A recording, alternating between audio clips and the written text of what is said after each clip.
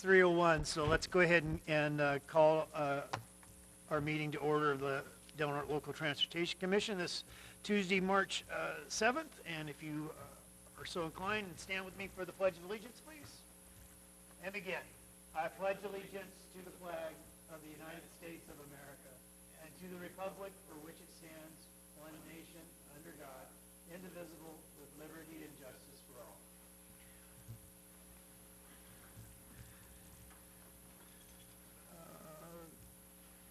We don't have a roll call listed on here? Am I missing it? Well, go ahead and do it, please. All right. Commissioner Borges. Here. Commissioner Greeno. Here. Commissioner Howard. Here. Commissioner Starkey. Here. Commissioner Altman. Here. Tasha Alstrand. Here. Okay. And Chair Inscore. Here. All right, public comment. Anyone wishing to make public comments regarding any matter on or off our agenda and within the Commission's jurisdiction can do so at this time, but we're not permitted to act on non-agendized items. We don't have anyone here in the room with us, but do we have any public comment online?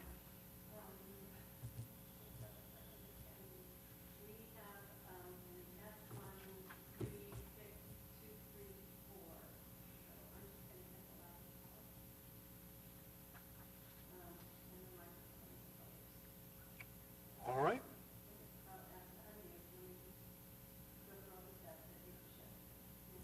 Absolutely.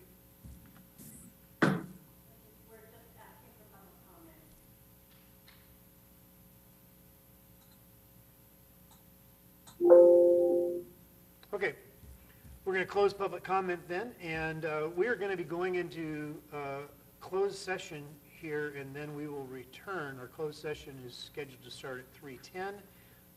Do we have an estimated time of how long we think we may be in closed session? Okay, so for the public or anybody that might be joining online, we're going to adjourn from open session now, and then.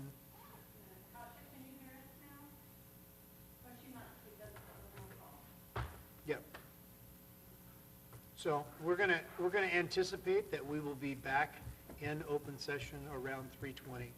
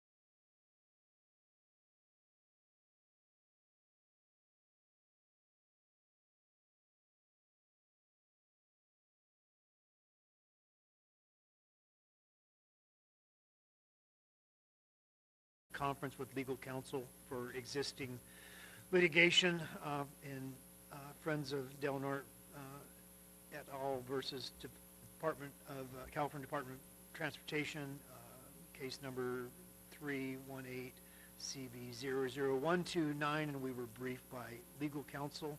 I do want to provide any opportunity for someone who might be joining us online.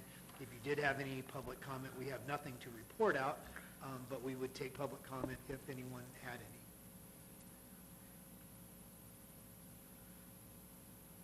Seeing none, we'll close public comment and we will reconvene, and we are on item number 5. We're going to adjourn to the Policy Advisory Committee, and we have one item on consent, and that's the minutes from February 7th, 2023. I have a motion to approve. Do I have a second? I have a motion and a second. Would you please poll the vote? Commissioner Altman, Yes. Commissioner Starkey, I'm going to abstain just because I wasn't there. Commissioner Howard, Yes. Commissioner Greeno, Yes. Commissioner Borges, Yes. Tasha Alstrand, Abstain. okay, and Chair Inscore. Yes, thank you. Under Policy and Administrative, county funding request for the culvert under Washington Boulevard. TAC recommendation is given to us to allocate $80,000. Tamara, why don't you walk us through this, please? Okay.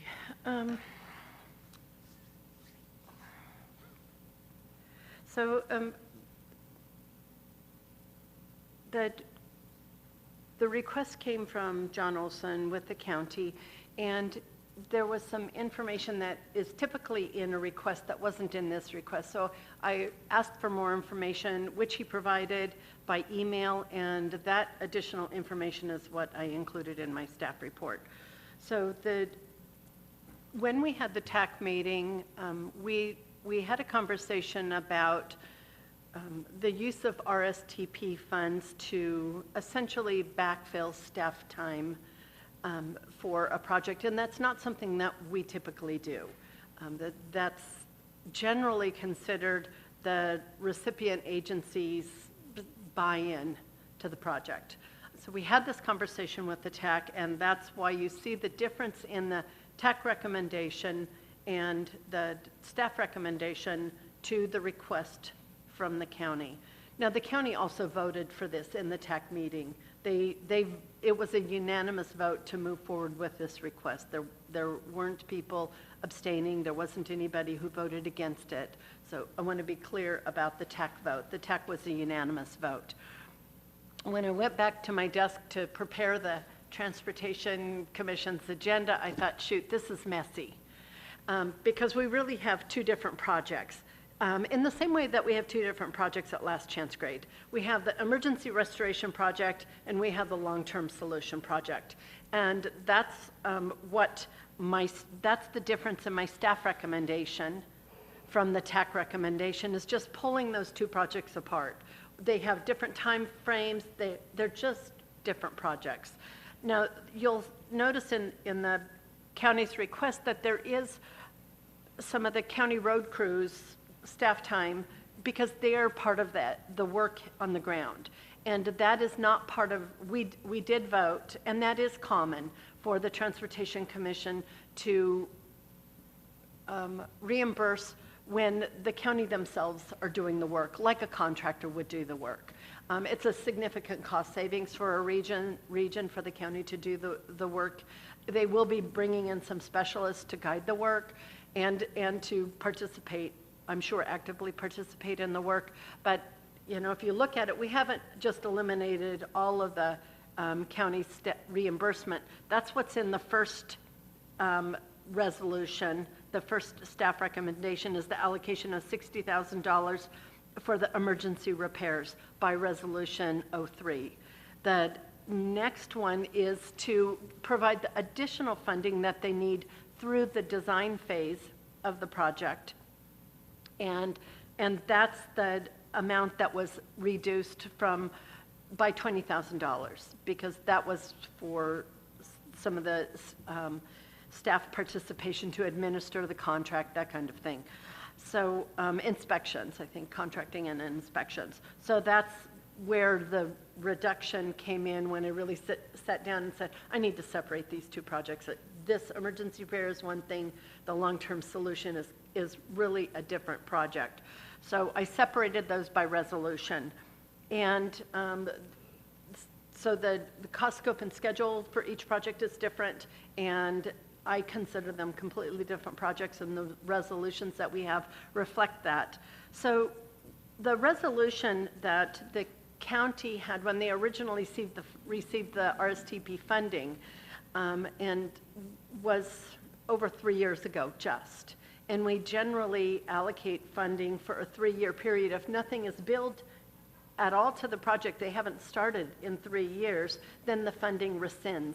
And that's a rule of the RSTP funding, is that if no work has been done, so I mean, how long in advance should the Transportation Commission be allocating funding before the start of work? And so that was when I went back to pull up that resolution. I just didn't think about the clock ticking from when we originally allocated these funds. So while the county's request was originally for this portion $40,000, we dropped it down to $20,000.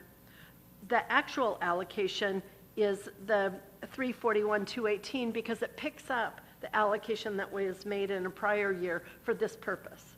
So it's very clear to me. I mean, the county had funds that expired, essentially, but the work needs to continue. So instead of adding $20,000 to expiring funds, which would be silly, I just picked up the whole thing in one resolution to move the whole thing forward under one resolution. It'll make the administration much cleaner in this project. It will be much easier to track with this fund source. Any questions for Tamara? I just want to say that I reached out to the county engineer, and they were happy with the compromise, so you've got our support for what you did. And I'll make a motion to approve. I'll second that. Okay, so I think we need to make sure that our motions clearly identify because there's two separate resolutions here, and so just clarity that your motion is to approve by resolution 2023-03 and 2023-04. That is correct. Thank you. Okay, I have a motion and a second. Is there any public comment? Anything online? No public comment online. All right, we'll close public comment then, and we'll bring it back for a poll vote, please. Commissioner Altman, Yes. Commissioner Starkey, Yes. Commissioner Howard, Yes. Commissioner Greeno, Yes. Commissioner Borges, Yes. Tasha Alstrand, Yes. and Chair Inscore. Yes, thank you. And thank you, Tamara, for winding this all back around into a clear enough path. They're going to get the money, and we're going to get that culvert fixed eventually. So that's the most important thing.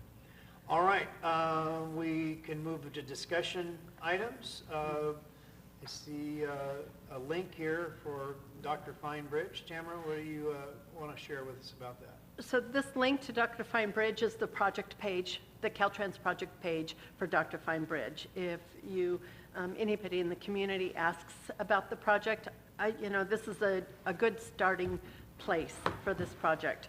I haven't looked at it in the last few days. Last time I looked at it, I was thinking, and I have since then asked for it to be more richly populated. There's not much on there. And so I would like for there to be much more public information on there about how this project is going to move forward. It does state it.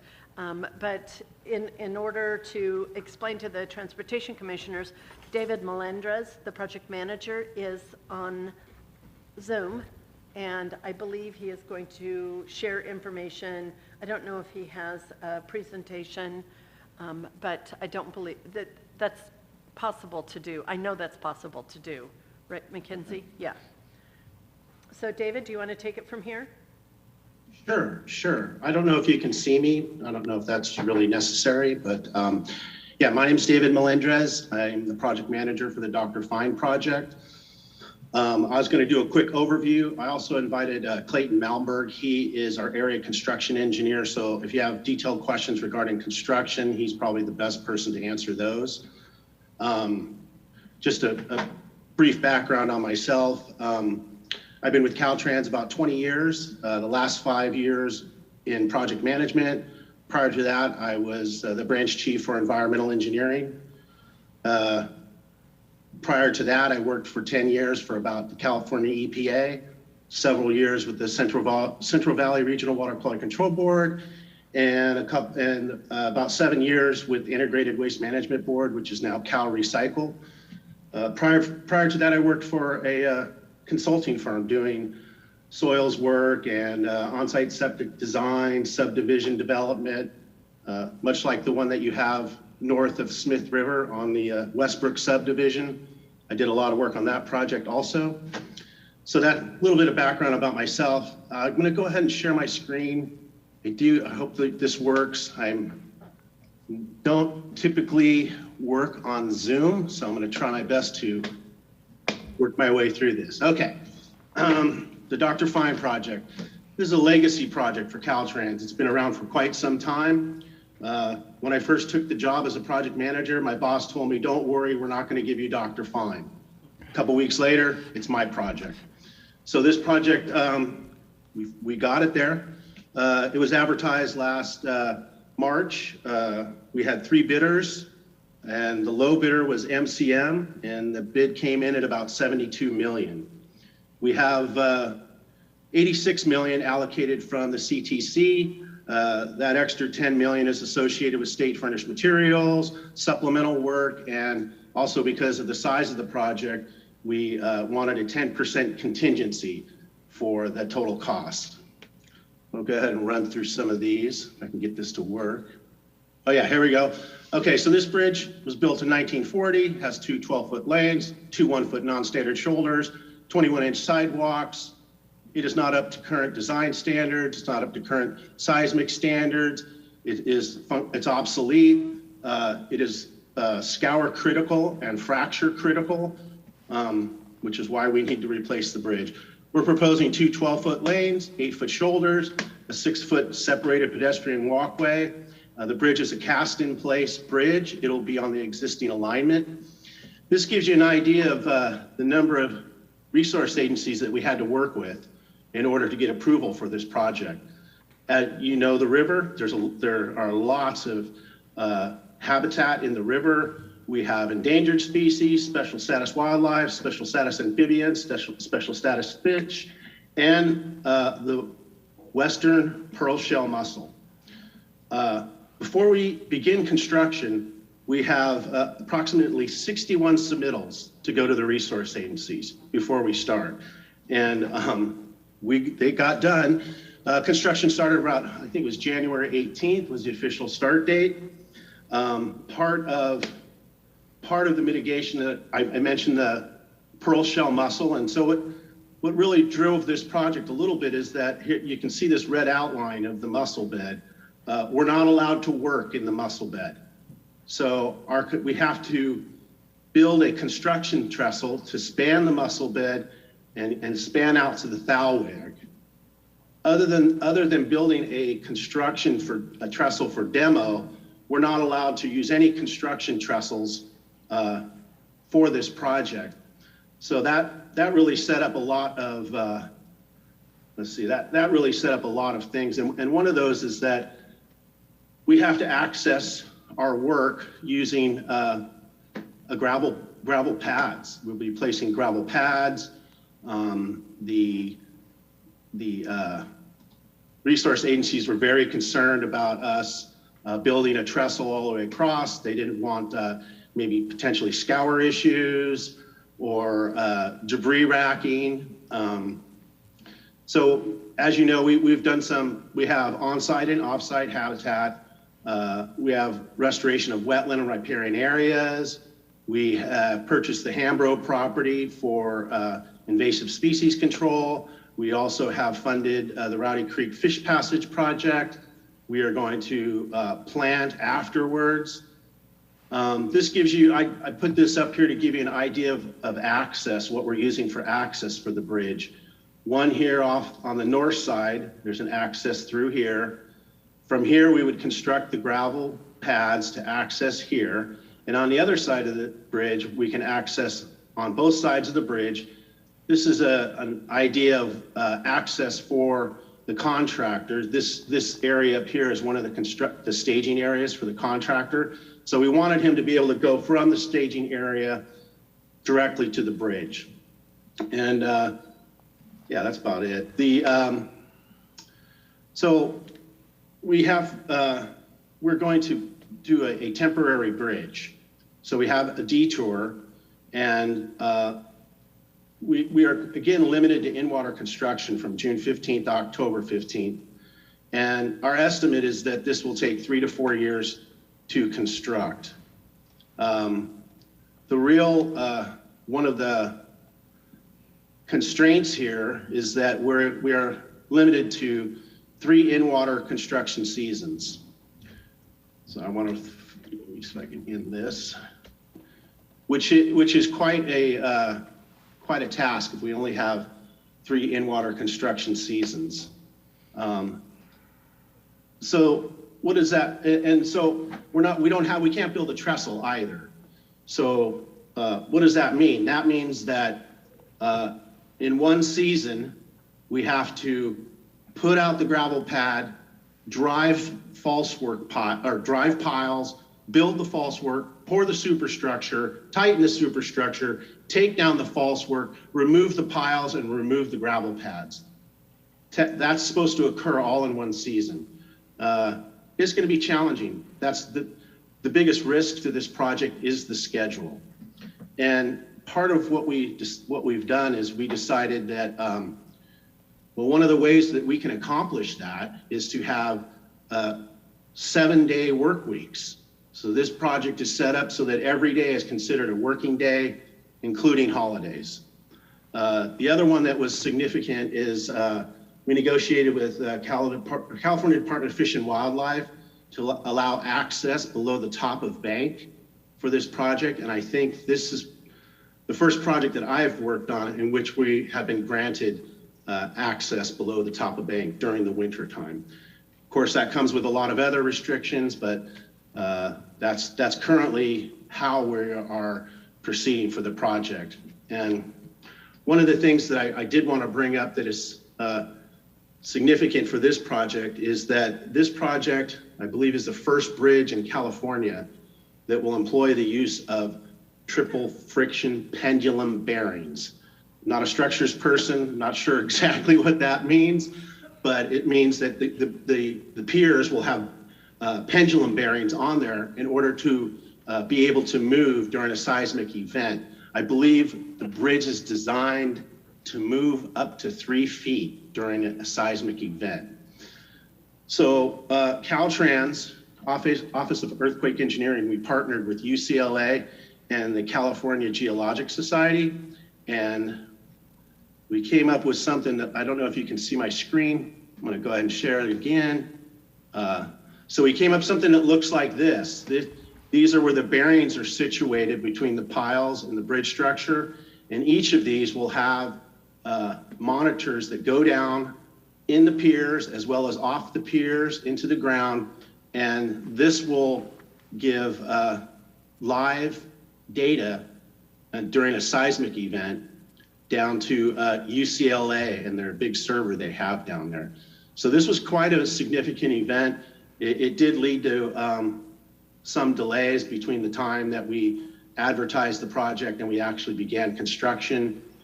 This was quite complicated and technical in order to get this into the project. So I think that's about what I had to cover. Again, the gravel pad access is a big one that we have to deal with. I did want to mention that the web page has been updated. I believe it was yesterday, so I don't know what version you had, Tamara. The Facebook page has been updated. public service announcements have been sent to the radios, so they should be hearing that soon. And we've also had recent updates sent to the newspaper. One of the things that we are concerned about is allowing traffic under the bridge during construction. We can't have boats travel underneath the bridge during the summer construction season when they're working in the water. So we do have to have a good public campaign, public awareness campaign to educate the public with regard to that. I believe there's a sign that's already been put up there. We are putting a sign up to divert them to the bridge, the boat access that's down the road there. In fact, I think we're committed to investing into that boat ramp access also. So that's all I have. If you have any questions that I can answer, I'd be happy to answer any questions you might have. All right, commissioners? You put it out in your news release today, but I think it's important to reiterate. So that you're expecting this project to be completed in 2025? That's correct. Okay. Well, And go ahead. so when the most questions that we're going to get from the public is how long is the delay going to be to getting through that? And from the press release today, it seems as if there won't be much of a delay once you get that underbridge built. Is that correct? That's correct. The detour bridge will be built upstream of the existing bridge, and we're going to use what we call this step down speed zone. So currently, I believe the speed limit there is 45. Then we will step it down to 35, and then from there we will step it down to 25 to go over the detour bridge. And it'll be two-way traffic? Two-way traffic, yes, that's correct. Great. Okay, thank you. Anything else? I have a question, Go ahead, Tim. if that's okay. Yeah. David, could you share with us the total project cost? I think the cost that you gave was construction only. Oh, the total project cost, I can pull that up. Sure, Tamara, no problem. Let me make sure, I think I had it. The total project cost is 126 million. That includes the support costs. Right. Thank you. Sure. And just to mention too, I also wanted to mention one other thing is that, you know, we're going to complete the project, but then after that, we actually have a revegetation contract to go out there. That project will go out to bid. I believe that project is 2 to 3 years. It's been a long time I looked at that. So even after the project's completed, you'll still see people out there working, doing revegetation work. Okay. All right, anything else from the commission? Thank you. All right. Thank you very much. Appreciate the update. Sure, thank you. Okay, Tamara, anything else on our discussion items? US 199 at Elk Valley? The safety audit continues on Highway 199. That's not specific at Elk Valley Crossroad. Elk Valley Crossroad, I believe the pit is complete and it's going into programming, which is a transportation word for funding, sort of, kind of. So that project is moving forward. How's that? I have nothing new on Last Chance Grade, and our climate change adaptation planning grant is due on Thursday. We submitted it yesterday because we are done and we need to go on with the rest of our work. And Tamara, I got confirmation that it was received, so that's good news. Yeah, thank you, Tasha. Yeah. Happy days. All right. Anything from anyone? I have a couple updates if I could. Yes, please. Okay, I just wanted to share with you the new structure within our traffic safety and operations divisions. We have a couple of new staff. So Sherry Rodriguez, who you're probably familiar with, she stepped into Tom Fitzgerald's previous role overseeing traffic safety, permits, operations, and TMS electrical. And then Andres Kraus has stepped into David Morgan's previous position as the traffic safety senior. And then Paul Haley is our new senior over work zone operations and mobility programs. That's formerly known as traffic operations.